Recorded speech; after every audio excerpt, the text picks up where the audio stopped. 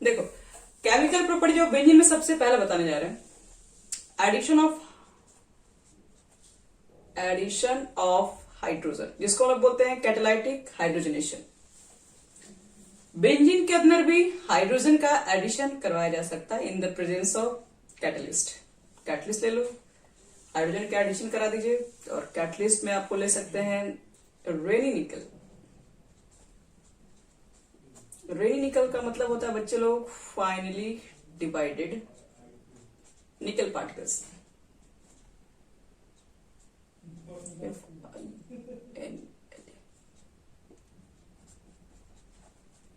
निकल पार्टिकल्स। निकल पार्टिकल्स का एक तरीके का आपको पाउडर वगैरह लेना होता है, एकदम छोटे छोटे पाउडर के फॉर्म में, और उस पे आपको हाइड्रोजन गैसेस को एब्जॉर्ब कराना है, फिर बेंजीन को पास करना है, और टेम्परेचर को भी रख के चलना होगा यहाँ पे, क्योंकि एरोमेटिक कंपाउंड एक स्टेबल कंपाउंड भी तो है, तो इसको डायरेक्ट रिएक्शन नहीं करेगा। उसके लिए आपको टेम्परेचर भी रखना पड़ेगा 200 से 300 डिग्री सेल्सियस के बीच में, तब जाके ये रिएक्शन स्टार्ट होता है, तब जाके ये बॉन्ड टूटता है और नया बॉन्ड बनता है। तो डबल बॉन्ड है तो 2 हाइड्रोजन यहाँ पर होंगे, और ये बॉन्ड टूटेगा तो फिर एक नया हाइड्रोजन यहाँ पर, एक नया हाइड्रोजन यहाँ पर जुड़ जाएगा। सेम कंडीशन यहाँ पर भी नया हाइड्रोजन, यहाँ पर भी नया हाइड्रोजन। पहले से इसके पास 6 हाइड्रोजन था, 6 और ऐड हो गया, यानी 6s12 यानी कि साइक्लोहेक्सेन बन जाएगा ये।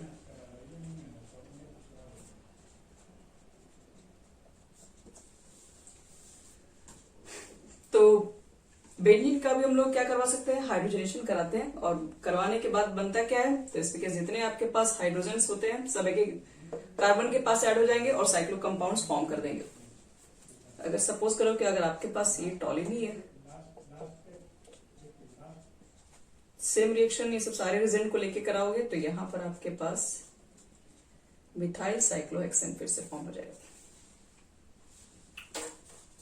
चलो फर्स्ट हो गया हमारा complete. Second method, second reaction का नाम है एडिशन ऑफ हैलोजन। देखो हैलोजन एडिशन में क्या क्या होता है, एडिशन ऑफ हैलोजन बोले तो X2 करवा दो। और देखो यहाँ एडिशन में क्या है, सबसे पहले तो ये एडिशन अगर मान लो in the presence of sunlight की प्रेजेंस में हो रहा है, सनलाइट, और आप क्लोरिनेशन करा रहे हैं, सपोज क्लोरिनेशन ही करा दो, या मान लो ब्रोमिनेशन ही करा दो, Cl2 Br2 को रिएक्शन करा रहे हैं in the presence of sunlight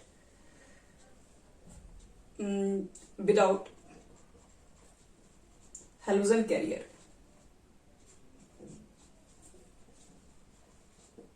मतलब AlCl3 के प्रेजेंस में नहीं, FeCl3 के प्रेजेंस में नहीं, मतलब लुईस एसिड के प्रेजेंस में नहीं होना चाहिए रिएक्शन, क्योंकि इस केस में रिएक्शन कुछ और हो जाएगा फिर। चलो तो सबसे पहले देख रहे हैं कि यहाँ पर क्लोरिनेशन ब्रोमिनेशन के साथ करवा रहे हैं रिएक्शन बेंजीन में और सनलाइट की प्रेजेंस में, तो प्रोडक्ट क्या बनता है, तो यहाँ पर जो भी आपके पास प्रोडक्ट बनता है वो क्लोरो या ब्रोमो डेरिवेटिव बनता है। जैसे मान लो बेंजीन रखो यहाँ पे, और आप ले लीजिए यहाँ पर सनलाइट और क्लोरिनेशन ही करा दो। तो जैसे क्लोरिनेशन कराओगे सनलाइट के प्रेजेंस में, तो इसके अंदर जितने आपके पास जितने नहीं, यहाँ पे जो बॉन्ड होता है वो ब्रेक होता है यहाँ से, और बॉन्ड ब्रेक होगा तो एक Cl यहाँ पर लग जाएगा, दूसरा Cl यहाँ लग जाएगा, सेम काम यहाँ पे एक Cl यहाँ पर, मतलब हर जगह एक Cl जाके बैठ जाएगा। तो कुछ इस तरीके से देखो कंपाउंड बनता है, 1 Cl 2 Cl 3 Cl 4 Cl 5 Cl और 6 Cl। अब देखिए इतना सारा कंपाउंड्स बन गया, इसका नाम क्या है, तो इसको नेम कहते हैं C6। एक मिनट पहले इसको लिख दे रहे हैं, C6 हो गया, सबके पास एक हाइड्रोजन पहले से ही था और एक क्लोरीन आ गया, C6H6Cl6, इसको बोलते हैं हम लोग हैं BHC, बेंजीन हेक्साक्लोराइड। और इसको एक और फेमस नाम से जानते हैं, इसको गैमेक्सिन बोलते हैं, गैमेक्सिन। गैमेक्सिन इसका यूज करते हैं, यूज इन इंसेक्टिसाइड।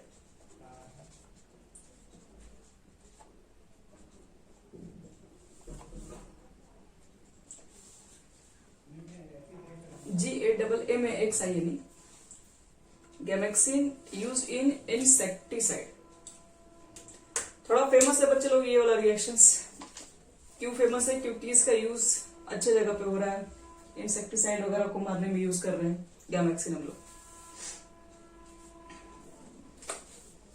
तो क्लोरिनेशन कराओगे, ध्यान रखना कि बेंजीन का क्लोरिनेशन होगा, अगर सनलाइट दे दिया तो प्रोडक्ट कुछ और बन जाएगा, मतलब ये गैमेक्सिन में कन्वर्ट हो जाएगा। अभी इसका क्लोरिनेशन और भी इसके अंदर आगे बताएंगे, और भी इसमें रिएक्शंस होते हैं।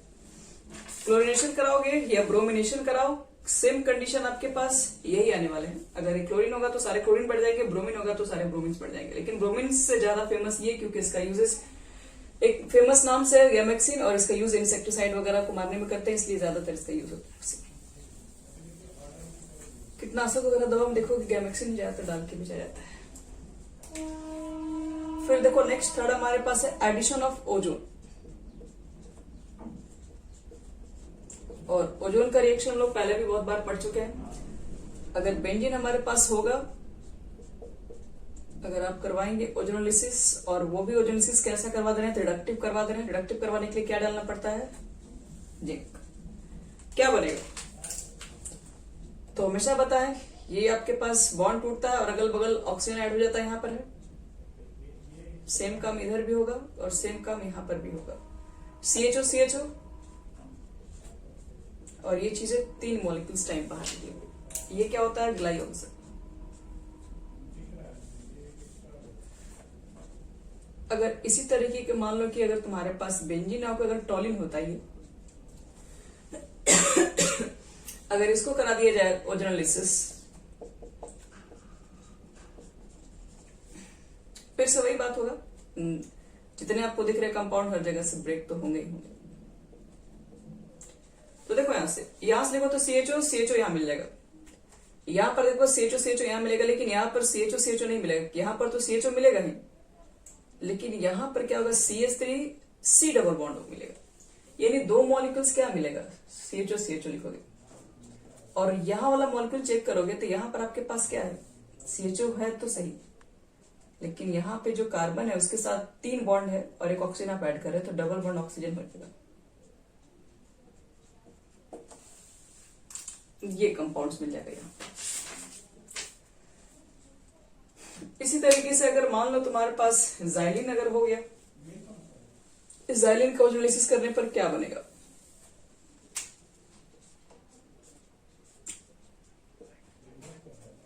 ग्लाइऑक्सिल, GLYOXAL। यहां देखो, एक CH3 यहां पर है और दूसरा CH3 यहां पर है। इसमें क्या बनेंगे कंपाउंड्स? और एक होता है मेसिटाइलिन, जो कि आपको बता रहे थे हम। एक बेंजीन के साथ अगर 3 CH3 ग्रुप अटैच होते हैं तो वो मेसिटाइलिन कहलाता है। CH3 और ये है आपका CH3। ये सबको कराना है ओजोनोलाइसिस।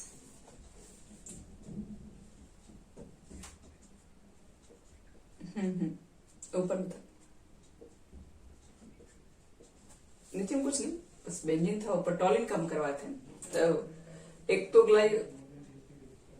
टॉलिन का क्या बना था? 2 मॉलिक्यूल ग्लाइऑक्सिल का था, और एक मॉलिक्यूल क्या रहेगा आपके पास? CH3 होगा, C डबल बॉन्ड O होगा, और एक CHO हो जाएगा। चलो बच्चे लोग इसको देखो ध्यान से, इसको तुम्हें कराना रिएक्शन। तो क्या बनाएंगे इस रिएक्शन में हम लोग? तो जहां भी डबल बॉन्ड है ऑक्सीजन अगल बगल लगाना ही है, यही रूल है। यहां से देखो, ये वाला कार्बन के बीच में CHO ग्रुप है, ये भी CHO ग्रुप है, 2 मॉलिक्यूल तो CHO ग्रुप दिखता है। तीसरा मॉलिक्यूल क्या होगा? इस कार्बन के पास क्या होगा? तो इस कार्बन को अगर देखा जाए तो एक minute, CH3 C double bond हो, C डबल बॉन्ड हो, CH3 कुछ इस तरीके से आएगा। ये CH3 होगा, यहां पर C डबल बॉन्ड O होगा, यहां पर चेक करोगे तो C डबल बॉन्ड O आएगा, और फिर लास्ट में CH3 होगा। ये बनेगा प्रोडक्ट CH3 CO CH3। इसमें ब्रेक करो बच्चे लोग, यहां पर भी, यहां पर भी, यहां पर भी, ऑक्सीजन ऑक्सीजन ऑक्सीजन।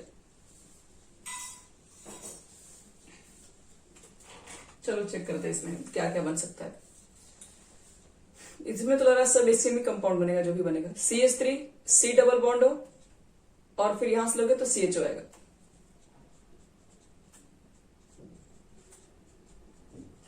सेम काम इधर मिलेगा बच्चे लोग कि यहां पर भी CH3 है, CHO यहाँ C डबल बॉन्ड यहां मिलेगा और यहां पर मिलेगा CHO ग्रुप। तो यही चीजें 3 मॉलिक्यूल्स आपको मिलने वाला है। एडिशन ऑफ ओजोनोलिसिस हो गया इसके अंदर, ozone addition of ozone, benzene हो गया, या फिर आपके पास टॉलिन हो गया, या फिर जाइलिन हो गया, फिर मेसिटाइलिन्स हो गया, तीनों के कंडीशन में। चलो अब बात करते हैं इसका main reaction, electrophilic substitution reaction.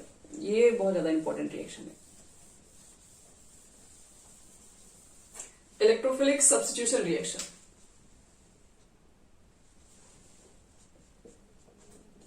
Electrophilic substitution.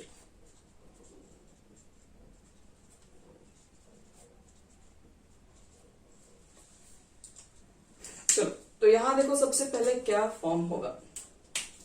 आपके पास है बेंजीन, और बेंजीन में हर एक कार्बन के पास हाइड्रोजन है। मान लो यहाँ हाइड्रोजन है। अगर इलेक्ट्रोफिलिक सब्स्टिट्यूशन रिएक्शन है तो जाहिर सी बात है कि आपके पास एक रिजल्ट होगा जिसमें इलेक्ट्रोफाइल भी होगा, न्यूक्लियोफाइल भी होगा, लेकिन अटैक कौन करेगा? इलेक्ट्रोफाइल। तो इलेक्ट्रोफाइल अटैक करेगा। तो इलेक्ट्रोफाइल यहां पर अगर एक मिनट E+ कर दे रहे हैं, तो ये इलेक्ट्रोफाइल अटैक करेगा इसके पास। यहाँ पर इलेक्ट्रॉन डेंसिटी जहां ज्यादा होगा तो कहीं भी कर सकता है। मैंने यहाँ पे बस दिखाया है कि ये वाला अगर मान लो यहाँ पर अटैक करेगा, क्यों करेगा? क्योंकि बताया था कल कि बेंजीन के पास क्या इलेक्ट्रॉन काफी होता है, डबल बॉन्ड यहाँ पर 3 है, इलेक्ट्रॉन डेंसिटी पूरा मूव कर रहा था बेंजीन के ऊपर भी नीचे भी। तो इलेक्ट्रोफाइल को चाहिए इलेक्ट्रॉन्स। इलेक्ट्रॉन्स कहाँ मिलेगा उसको? बेंजीन के पास मिलेगा। तो बेंजीन पर जाके अटैक कर देगा। अटैक करेगा तो इसको यहाँ से हटना पड़ेगा। तो ये यहाँ से हटने के बाद फाइनल देखो कुछ इस तरीके से बनता है। देखा बेरस इसका मैकेनिज्म कैसे बनता है। ये यहाँ पर फाइनली आके बैठ जाएगा और आपके साथ न्यूक्लियोफाइल के साथ ये हाइड्रोजन निकलेगा बाहर। देखो मैकेनिज्म ये कैसे हो रहा होता है। इलेक्ट्रोफाइल वाला जितना है सबका मैकेनिज्म बताएंगे जो जो इंपॉर्टेंट है, क्योंकि उसकी यूजेस हर जगह है। आप पूरे ऑर्गेनिक केमिस्ट्री में जहां भी एरोमेटिक है हर जगह इलेक्ट्रोफिलिक सब्स्टिट्यूशन रिएक्शन मिलेगा ही मिलेगा। तो step number first, attack electrophile. पहला स्टेप में आपके पास जो इलेक्ट्रोफाइल होगा वो करेगा अटैक। वो कहां करेगा अटैक? किसी भी कार्बन के पास जो हाइड्रोजन होगा उसको हटा के वो बैठना चाहेगा।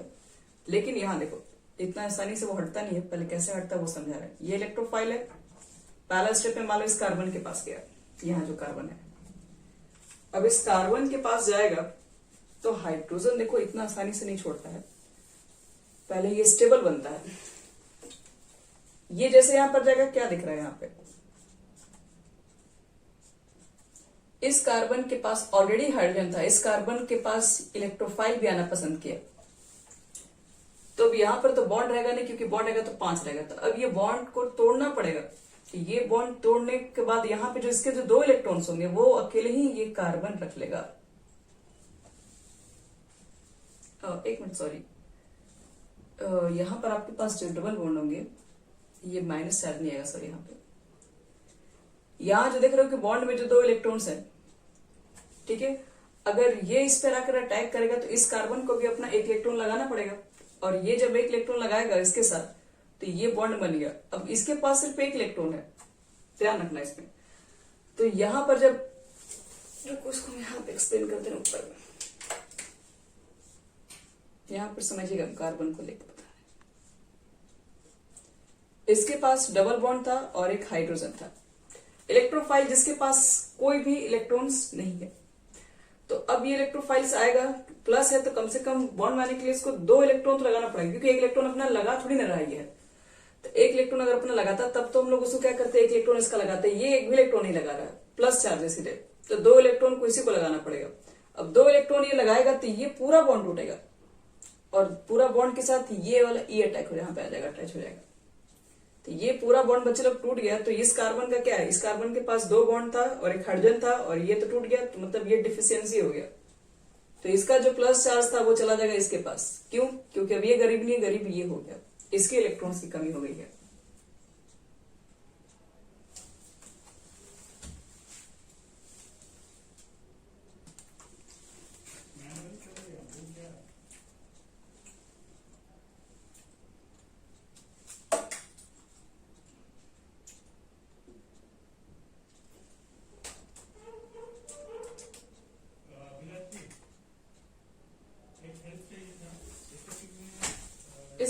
चलो क्या होगा, प्लस चार्ज यहां पर आ जाएगा।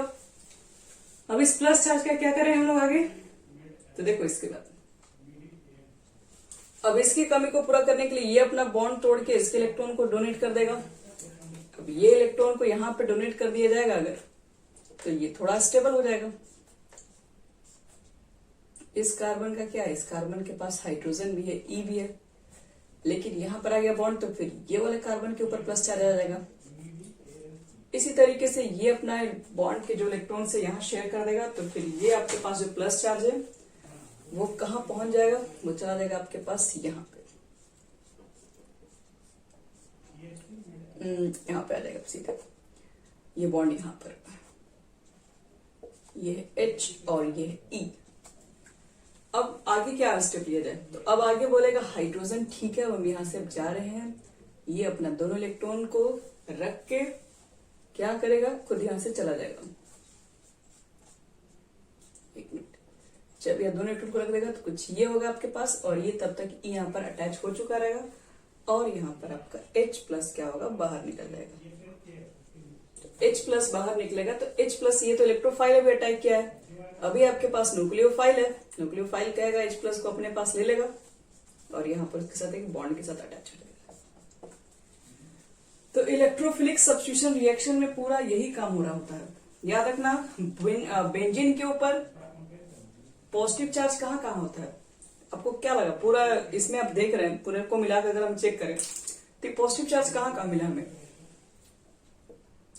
ऑर्थो पे, फिर यहां देखो पहला रिस्पेक्ट इसका ऑर्थो होता है, फिर इसके अलावा ये जो आपके पास आएगा वो पैरा हो गया, फिर यहाँ पर इसका फिर से पहला पोजीशन है तो ये भी ऑर्थो है। कार्बन से जो भी ग्रुप यहाँ अटैच है उसका जो पहला होता है आपके पास पोजीशन वो ऑर्थो है, सेकंड पोजीशन को बोलते हैं बच्चे लोग मेटा, थर्ड को बोलते हैं पैरा। तो ये जो पोजीशन जो दिख रहा है यहाँ से एक दो, मतलब ये ऑर्थो मेटा ये पैरा पर है, मतलब ऑर्थो पे जा रहा है और पैरा पे जा रहा है बस। तो ऑर्थो पैरा पर इलेक्ट्रॉन डिफिशियंट होता है, मतलब वहां पर इलेक्ट्रॉन ऑलरेडी कमी होता है बेंजीन के अंदर। जैसे कोई भी इलेक्ट्रोफाइल अटैक करता है तो ध्यान रखना कि इलेक्ट्रोफाइल अटैक करने के बाद आपके पास जो डिफिशियंसी आती है वो ऑर्थो पर और पैरा पर, वो वहां पर इलेक्ट्रॉन्स क्या होते हैं, बहुत कम होते हैं। तो इस बात को हम लोग को जनरली ध्यान रखेंगे कि किसमें और भी रिएक्शन जब करवाएंगे तब समझाएं कि इसका प्लस चार्ज क्यों इंपॉर्टेंट बता रहे हैं। बेंजीन जब भी आप करवा रहे हैं, तो बेंजीन जब भी इलेक्ट्रोफिलिक करवा रहे हैं तो इलेक्ट्रोफिलिक के दौरान क्या होता है कि ऑर्थो और पैरा पोजीशन पर इलेक्ट्रोफिलिक नेचर क्रिएट, मतलब इलेक्ट्रोफाइल क्रिएट होता है, मतलब इलेक्ट्रो डिफिशियंसी क्रिएट होता है। अब देखो इसमें, अब अगर मान लो कि आपका बेंजीन को रिएक्शन कराना है, तो बेंजीन को रिएक्शन कराना है तो हम लोग को इलेक्ट्रोफिलिक रिएक्शन करवाना है, सर इलेक्ट्रोफिलिक सब्स्टिट्यूशन रिएक्शन कराना है। तो सबसे पहले रिएक्शन कराने जा रहे हैं हैलोजनेशन के साथ। अभी कुछ देर पहले भी हैलोजनेशन के बारे में बात कर रहे थे, हो चुका था हमारा रिएक्शन, लेकिन एक बार फिर से हैलोजनेशन आ गया। दोनों में डिफरेंस भी है, देखो क्या डिफरेंस है। ये बेंजीन हमारा है, ये है बेंजीन। अब देखो इस बेंजीन के साथ क्या होगा, बेंजीन के साथ आप क्लोरीन को भी ले सकते हैं, ब्रोमीन को ले सकते हैं, आयोडीन को ले सकते हैं, मैं तीनों रिएक्शन बताएंगे। और इन the presence of Lewis acid, Lewis acid होना जरूरी है, तभी आपका ये हैलोजनेशन इलेक्ट्रोफिलिक के अंदर आएगा, नहीं तो फिर वही अगर आप सनलाइट इसको दे देंगे तो इलेक्ट्रोफिलिक इलेक्ट्रोफाइल रिएक्शन नहीं कहलाएगा। होता क्या है, तो बनता देखो यहाँ पर क्या वो समझाते रहे, यहाँ पर बनेगा आपके पास हैलोबेंजीन बन जाएगा, साथ में जो भी HX बाहर निकलेगा।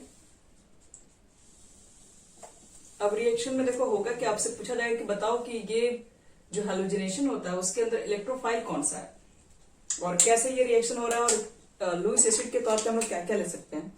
तो AlCl3 भी ले सकते हो, FeBr3, FeX3 जो भी है आप ले सकते हैं। तो ये हमारा हो गया। अगर आप क्लोरीन से कराएंगे तो क्लोरीनेशन हो गया। क्लोरीनेशन के केस में क्या होगा, बेंजीन आपके पास है, Cl2 होना चाहिए, AlCl3 होना चाहिए। ध्यान रहे लाइट मत ले लीजिएगा, रिएक्शन थोड़ा डार्क नहीं करिए, तब जाके आपके पास ये बनेगा रिएक्शन में जिसका नाम है हैलोबेंजीन। और यहां से यहां पर ये ग्रुप बैठेगा और ये बाहर निकलेगा। कैसे बन रहा है ये भी मैकेनिज्म कैसे भी दिखा रहे हैं। अभी मैकेनिज्म जो किया उसी के जैसा है बिल्कुल। देखो जैसे मान लो कि तुम्हारे पास बेंजीन है, सपोज करो तुमने कराना है क्लोरिनेशन। तो अभी बेंजीन को रखते हैं, क्लोरिनेशन करवाना है तो सबसे पहले क्या होता है, Cl2 आप ले रहे हैं, सपोज कीजिए अपने क्लोरिनेशन को करवा रहे हो तो Cl2 है, Cl2 का मतलब है 2 क्लोरीन है। क्लोरीन मॉलिक्यूल के पास क्या है, लोन पेयर होता है काफी। और AlCl3 क्या है, AlCl3 एक लुईस एसिड है।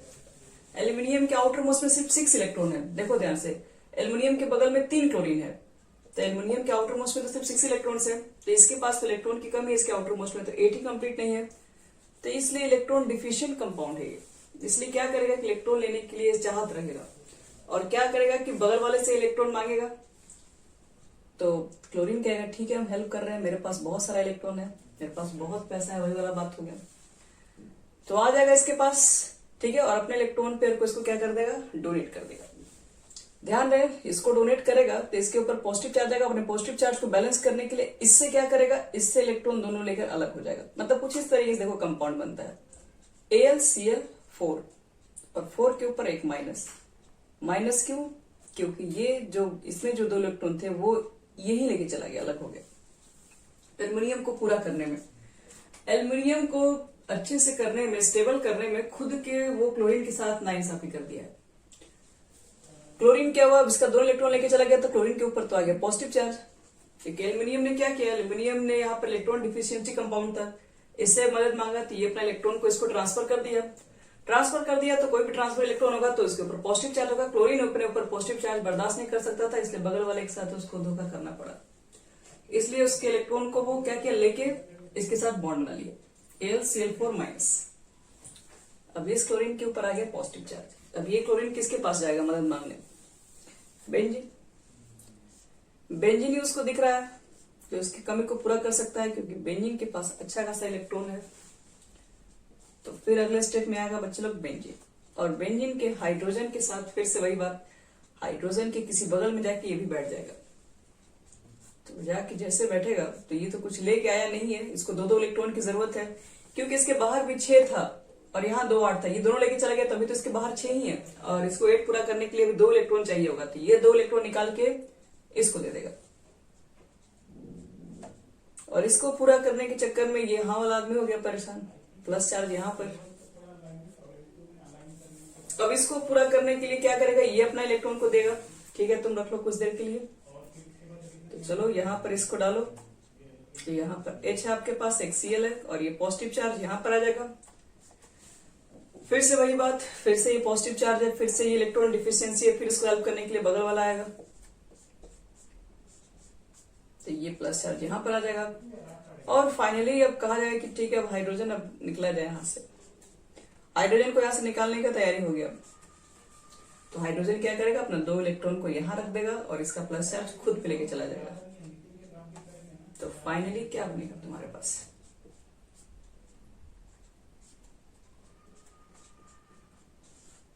तो एक हाइड्रोजन निकल के बाहर।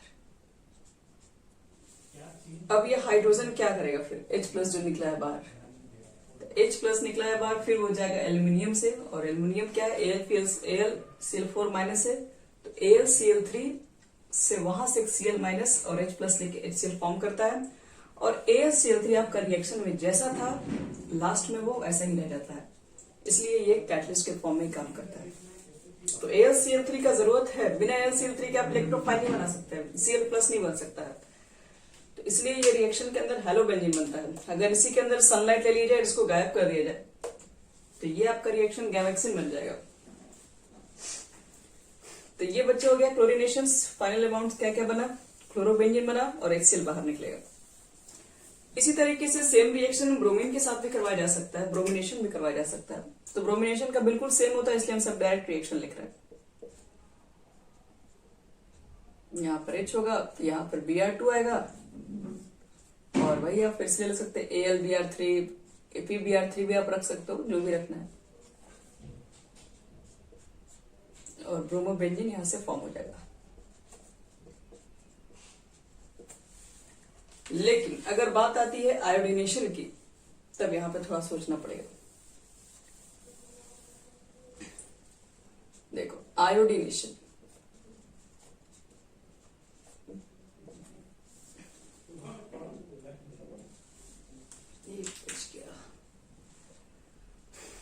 देखो आयोडीनेशन में क्या होता है, बेंजीन होता है और आप लेके आते हैं I2 और रिएक्शन जो आप बनाते हैं, वैसे तो I2 तो मालूम है कि काफी रिएक्टिव होता है, अपने आप से ये आसानी से ब्रेक हो जाता है। लेकिन जैसे लोग इसका रिएक्शंस कराते हैं तो रिएक्शन के दौरान एक प्रॉब्लम है, ये रिवर्सिबल रिएक्शन फॉर्म करता है। क्यों? क्योंकि जो HI जो बगल में निकला है वो एक स्ट्रॉन्ग रिड्यूसिंग एजेंट है।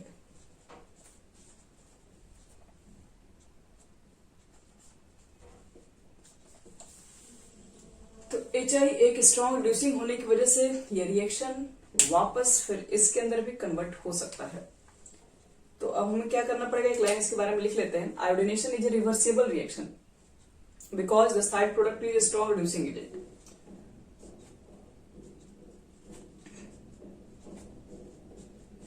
Iodination is a reversible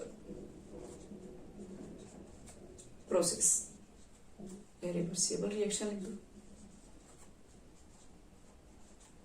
because the side product HI is a strong reducing agent। एक अच्छा खासा रिड्यूसिंग एजेंट है। और टू अवॉइड, अगर आप चाहते हैं कि ये रिवर्सिबिलिटी हट जाए, हमें आयोडोबेंजीन नहीं चाहिए ना कि कुछ और भी चाहिए। To avoid the reversibility of reaction we employ the oxidising agent. इसमें हम लोग को एम्प्लॉयड करना पड़ेगा किसको किसको तैनात करना पड़ेगा, ऑक्सीडाइजिंग एजेंट लाइक HNO3 ले सकते हो, आयोडिक एसिड मतलब HiO3, आयोडिक एसिड कहते हैं। HNO3 और HiO3 इसके अंदर में क्या करते हैं, मिक्स करते हैं। और ये मिक्स होने के बाद क्या होता है, तो जैसे ही आप इसके अंदर, जैसे हम लोग HI के साथ ऐड करते हैं HiO3, तो ये जो आपके पास 3I2 फॉर्म हो जाता है और 3S2 बन जाता है। फिर ये वापस रिएक्शन बैक नहीं होता है। लेकिन अब जब भी रिएक्शन को लिखोगे ना, तो इसमें अगर फाइनल रिएक्शन को लिखना होगा तो बेंजीन लिख देना, I2 लिख देना, HiO3 लिख देना और इधर I लिख देना, H2O और I2। ज्यादातर आप देखेंगे वी कहाँ है, वी एम्प्लॉयड होता है ना, employed oxidising agent like HNO3 या फिर HiO3 from the product side.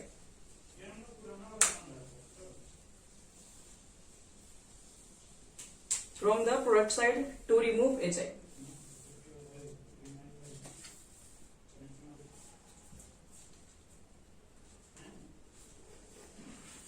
तो आयोडीन के साथ एक प्रॉब्लम था जो कि हम लोग कर रहे complete. HI strongest reducing agent बन जा रहा था, इसलिए सब रिएक्शन को गड़बड़ कर दे रहा था। रिएक्शन लिख लियो जो ये लिखे थे 5HI वाला, इसके नीचे लिखना था 5HI प्लस HiO3 3I2 और प्लस 3H2O। दोनों ले सकते हैं, HNO3 भी ले सकते हैं, तो बताइए दिए दोनों, आप दोनों में से कोई यूज कर सकते हैं। क्या देखो, क्लोरीनेशन आयोडीनेशन, अब बात करते हैं फ्लोरीनेशन। इसके लिए नोट्स है सर, फ्लोरीनेशन के लिए लिखो direct fluorination. Direct fluorination of benzene is not done. It is an explosive reaction. अगर आप डायरेक्ट फ्लोरीनेशन कराते हैं तो रुक जाइए वहां पे, वहां बहुत ज्यादा आपको सावधानी बरतने की जरूरत है, क्योंकि वहां पर डायरेक्ट हो जाएगा एक्सप्लोजन से बचिए। यहां पर बहुत तेजी से विस्फोट हो सकता है। और बचता क्या है, कार्बन ब्लैक। सारा धुआं धुआं राख राख हो जाएगा तो क्या होगा, कार्बन ही ब्लैक ना हो जाएगा। तो फ्लोरिनेशन डायरेक्ट नहीं है, बेंजीन के साथ ऐसा कुछ नहीं बनता है, कार्बन सिर्फ हो जाता है अलग पूरी तरीके से, इसलिए डायरेक्ट अब जिस सेपरेटर्स में इस रिएक्शन को कराएंगे उस सेपरेटर्स में क्या होगा, ब्लास्ट होने के चांसेस बहुत ज्यादा होंगे, सिर्फ कार्बन ब्लैक ब्लैक ही दिखाई पड़ेंगे उसमें। तो ये है आपके पास बेंजीन के सारे इलेक्ट्रोफिलिक्स के अंदर हैलोजेनेशंस। नेक्स्ट आपके पास नाइट्रेशन है, सल्फोनेशंस भी है इसमें, फिर से फ्रीडल क्राफ्ट एल्काइलेशन भी है, एसाइलेशंस भी है, बट